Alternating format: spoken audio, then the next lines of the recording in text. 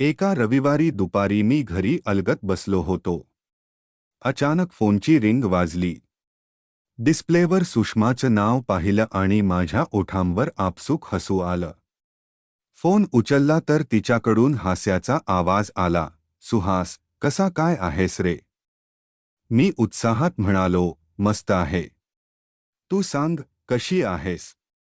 नवीन job कसा चाललाय? ती म्हणाली, सगळं छान आहे. इथली माणसंही सौजन्यशील आहेत. पण एक कमी आहे. कशाची? मी विचारलं. तिचा आवाज जरा हलका झाला. तुझ्यासारखा भाऊबंदकीचा मित्र इथे नाही. तिचे हे बोल ऐकून आतून समाधान मिळालं.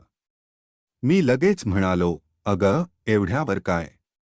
फोन करायचा, आणि मी इथेच आहे ना, तुझ्यासाठी. ती म्हणाली, हो रे, पण तुझी खूप आठवण येते. मीही जरा सूर जुळवून बोललो, तुझीही. थोडं थांबून मी म्हणालो, पण करणार काय, तू तर मला सोडूनच गेलीस ना. या माझ्या बोलण्यानं ती चिडली. असं बोलू नको, सुहास. तू असं म्हटलंस तर मी खरंच उदास व्हाईन. मी लगेच हसत म्हणालो, अरे, मस्करी करतोय हे नाही समजलं. तेव्हा ती म्हणाली, मला तुझ्यावर राग आहे खरा. का ग? काय झालं? मी आश्चर्याने विचारलं. तिचा सूर गंभीर झाला. मी तुला कितीदा सांगितलं की आईकडे जाऊन ये, तिची चौकशी कर. पण तू आजवर एकदा का हा फोन केलास? किंवा भेटलास? मी हात जोडत म्हणालो, सॉरी. खरंच, वेळ मिळेना. पण तुझं म्हणणं अगदी खरं आहे, मी चटकन म्हणालो, सॉरी. खरंच, मला वेळच मिळाला नव्हता, पण ती बोलत होती ते बरोबर होतं. मी तिचं वचन दिलं होतं की तिच्या आईची काळजी घेईन, पण कामात आणि स्वतःच्या विचारात इतका व्यग्र होतो की मला तिच्या आईकडे जायला वेळच मिळाला नाही. मी तिला म्हणालो, सॉरी, सुषमा. खरंच माझं चुकलं. पण आता मी नक्की जाईन. ठीक आहे, ती म्हणाली, ठीक आहे. पण पुढच्या वेळी असं होऊ देऊ नकोस. फोन ठेवल्यानंतर मला जरा अस्वस्थ वाटायला लागलं.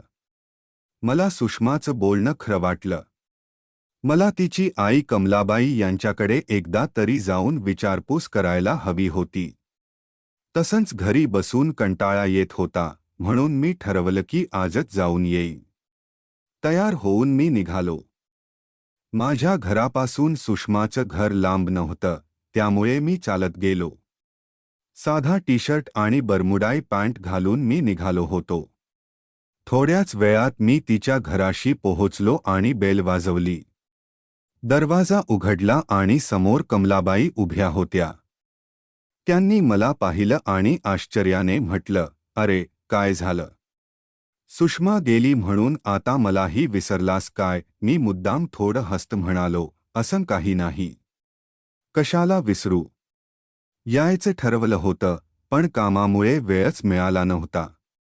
आज मिळाला. त्यांनी हसून उत्तर दिलं, ठीक आहे, ठीक आहे. आता तर आलास ना. आत ये. मी आत गेलो आणि थोडं बोलून विचारलं, काही हवंय का? त्या म्हणाल्या, नाही, काही नाही. पण जरा साबण वगैरे संपलंय, तर घेऊन यायला हवं होतं. पण बरं झालं तू आलास. सुषमा गेल्यापासून मलाही एकटं वाटतंय. मी त्यांना धीर देत म्हणालो, कमलाबाई, काळजी करू नका, मी आहे ना इथे. त्यांनी हसून मला बसायला सांगितलं आणि म्हणाल्या, ठीक आहे, मी चहा बनवते. त्या स्वयंपाकघरात गेल्या आणि मी सोफ्यावर बसलो. त्या स्वयंपाकघरात जाताना मी त्यांना मागून पाहिलं. त्यांनी हलक्या गुलाबी रंगाचा पंजाबी ड्रेस घातला होता. त्यांनी ओढणी खांद्यावर घेतली होती आणि त्यांचं साधं पण आकर्षक व्यक्तिमत्व मला खूप आवडलं. स्वयंपाकघरात काम करताना त्या कधीतरी माझ्याकडे बघत होत्या आणि मीही त्यांच्याकडे पाहत बसलो होतो. काही वेळाने त्या चहाचे 2 कप घेऊन आल्या आणि माझ्या जवळच्या टेबलावर ठेवल्या. मी चहाचा पहिला घोट घेतला आणि म्हणालो, छान झालाय चहा. खरंच? त्या थोड्या हसून म्हणाल्या, हो, खरंच. किती दिवसांनी असा मस्त चहा प्यायला मिळाला, मी उत्तर दिलं, बरंच काही. मग त्या बसल्या आणि चहा पीत पीत गप्पा सुरू झाल्या. त्या दिवशी मला जाणवलं की सुषमा नाही तर तिच्या आईलाही एका विश्वासू साथीची गरज होती. आता पुढे मी त्यांना नक्की भेटत राहणार होतो. कमलाबाई म्हणाल्या, सुहास, आता आलास तर मग जेवण करून जा. मी तसं पाहिलं तर ते मला फारसं अवघड वाटलं नव्हतं, पण मी म्हणालो, नको, कशाला? उगाच तुम्हाला त्रास. त्या म्हणाल्या, अरे असं काही नाही. मी एकटीच असते. जर तू इथे थोडा वेळ थांबलास तर मला तेवढी सोबत होईल. त्यांच्या बोलण्यात एक आपुलकी होती, ती मी नाकारू शकलो नाही. मी म्हणालो, ठीक आहे, तुम्ही सांगताय तर जेवण करतो. कमलाबाई म्हणाल्या, सुहास, आज तुझ्यासाठी काय बनवू? मी उत्तर दिलं, असं काही खास नको. तुम्हाला जे आवडतं तेच बनवा. त्या म्हणाल्या, तुला पराठे आवडतात का? मी म्हणालो, हो, आवडतात. त्या म्हणाल्या, मग आज बटाट्याचे पराठे बनवते आणि त्यासोबत मस्त दही. मी हसत उत्तर दिलं, ठीक आहे, चालेल. कमलाबाई स्वयंपाकघरात गेल्या आणि मी हॉलमध्ये टीव्ही बघत बसलो. त्यांचं घर तसं साधं होतं, पण तिथल्या वातावरणात अगदी प्रसन्नता होती. अधूनमधून माझं लक्ष त्यांचं स्वयंपाक बनवण्याकडे जात होतं. त्या एकट्याच स्वयंपाकघरात काम करत होत्या, पण त्यांच्या चेहऱ्यावरचा उत्साह स्पष्ट दिसत होता. अर्ध्या तासाने त्यांनी बटाट्याचे पराठे बनवून घेतले. आता 5 वाजले होते. कमलाबाई म्हणाल्या, सुहास, अजून तुला भूक लागली नाही का? मी म्हणालो, नाही, अजून इतकी भूक नाही. त्या म्हणाल्या, ठीक आहे, मग थोड्या वेळाने आपण खाऊया. मी त्यांच्यासोबत बसलो आणि आम्ही दोघं मिळून टीव्हीवर कोई मिल गया चित्रपट बघायला लागलो. चित्रपट बघता बघता वेळ कसा गेला कळलाच नाही. आम्ही अधूनमधून गप्पाही मारत होतो. त्या चित्रपटातली दृश्ये बघून दोघं हसत होतो. कधीकधी त्या त्यांच्या जुन्या आठवणी सांगत होत्या. रात्रीचे 8 वाजले होते. मी म्हणालो, ठीक आहे, आता जेवायचं का, काकू? त्यांनी लगेच उत्तर दिलं, काय झालं? तुम्ही मला काकू का म्हणालात? मी थोडं गोंधळून बोललो, का? आवडलं नाही का तुम्हाला? त्या हसत म्हणाल्या, मला कमला म्हण तरी चालेल. मी तसंच उत्तर दिलं, ठीक आहे, मग आता तुम्हाला कमला म्हणतो. त्यांच्या चेहऱ्यावर एक गोड हास्य पसरलं आणि मग आम्ही दोघं जेवायला बसलो. बटाट्याचे पराठे आणि दही इतके मस्त होते की मी त्यांचं मनापासून कौतुक केलं. मी म्हणालो, खरंच कमला, पराठे खूप छान झाले. त्या हसत म्हणाल्या, फ्यू, सुहास. जेवण झाल्यावर आता रात्रीचे 9 वाजले होते. मी उठलो आणि म्हणालो, ठीक आहे, मग आता मी निघतो. त्या विचारात पडल्या, उद्या कुठे जाणार आहेस? मी उत्तर दिलं, उद्या रविवार. मी कुठे जाणार? घरीच असेल. त्या म्हणाल्या, ठीक आहे, मग उद्या संध्याकाळी ये. तुझ्याशी बोलायला मज्जा येते. मी म्हणालो, ठीक आहे, आणि मग त्यांचा निरोप घेऊन घरी परतलो. घरी आल्यावर आईने विचारलं, सुहास, जेवण करायचं का? मी तिला सांगितलं, बाहेर जेवण करून आलो आहे, मित्राच्या घरी. आईने त्यावर काही विचारलं नाही. मी माझ्या खोलीत जाऊन झोपलो. पण झोप काही येत नव्हती. सारखी कमलाबाईंचं हास्य, त्यांचं सौम्य वागणं आणि त्यांचा प्रेमळ स्वभाव डोळ्यासमोर येत होता. त्यांच्या आठवणीत विचार करत कधी झोप लागली कळलंच नाही. सकाळी थोडा उशिरा जाग आली. सुमारे 9 वाजले होते. रोजची कामे उरकून चहानाश्ता करून मी तयार झालो. आईला सांगितलं, आई, मी बाहेर जात आहे, थोडा वेळ लागेल. आई म्हणाली, ठीक आहे, सुहास. पण वेळ झाल्यावर परतीये. मी थोड बाहेर पडलो आणि सरळ कमलाबाईंच्या घरी जाण्याचा ठराव केला. त्यांच्या घरासमोर काही भाजी विक्रेते होते, म्हणून मी थोडी भाजी घेतली आणि त्यांच्या घरी गेलो. दुसऱ्या दिवशी सकाळी कमलाबाईंच्या घरी गेलो. दरवाजाची बेल वाजवली, पण कोणी उत्तर दिलं नाही. थोडा वेळ थांबलो, तरीही काही आवाज आला नाही. मग दरवाजा थोडासा उघडा होता म्हणून मी आत शिरलो. मी आवाज दिला, कमला, कुठे आहेस? तेव्हा आतून आवाज आला, मी बाथरूममध्ये आहे, आंघोळ करते आहे. मी म्हणालो, ठीक आहे. तू निवांत आंघोळ करून ये. मी हॉलमध्ये सोफ्यावर बसलो आणि थोडं इकडे तिकडे बघू लागलो. पंखा बंद होता, त्यामुळे बाथरूममधून आंघोळीचा आवाज हळूहळू कानावर पडत होता. काही वेळाने कमलाबाई बाहेर आल्या. त्यांनी जांभळ्या रंगाची साडी नेसली होती आणि त्यावर बेज रंगाचा ब्लाऊज घातला होता. त्या दिसायला खूपच सुंदर दिसत होत्या. त्यांचे ओले केस मागे बांधले होते आणि केसांमधलं थोडं पाणी त्यांच्या खांद्यावर थेंब थेंब गळत होतं. हे पाणी त्यांच्या ब्लाऊजच्या कापडातून हळूहळू मुरत होतं आणि त्यांच्या अंगावर त्या पाण्याची नक्षी जणू सजीव झाली होती. त्या अगदी ताज्या द्वासारख्या दिसत होत्या. त्यांच्या केसांमधला ताजेपणा त्यांच्या चेहऱ्यावर स्पष्ट दिसत होता. मी त्यांना बघतच राहिलो. ती चालत हॉलमध्ये आली आणि मला म्हणाली, काय झालं, सुहास? एवढं काय पाहतोस? मी लगेच सावरलो आणि म्हणालो, असं काही नाही. ती हसत म्हणाली, खरं सांग ना, काय झालं? आज खूप बघतोस माझ्याकडे? मी थोड लाजत बोललो, अहो, कमला, खरं सांगू का? आज तुम्ही खूप सुंदर दिसत आहात या साडीत. ती म्हणाली, मस्करी करतोस की काय? मी हसून बोललो, नाही ग, खरंच सांगतो. चेष्टा नाही. ती थोडी लाजून म्हणाली, फ्यू, सुहास. चहा घेशील का? हो, झालाय चहा. मी उत्तर दिलं, हो, माझाही झालाय. ब्र झालं, मग आपण थोडं बोलूया. थोड्या वेळाने ती स्वयंपाकघरात गेली.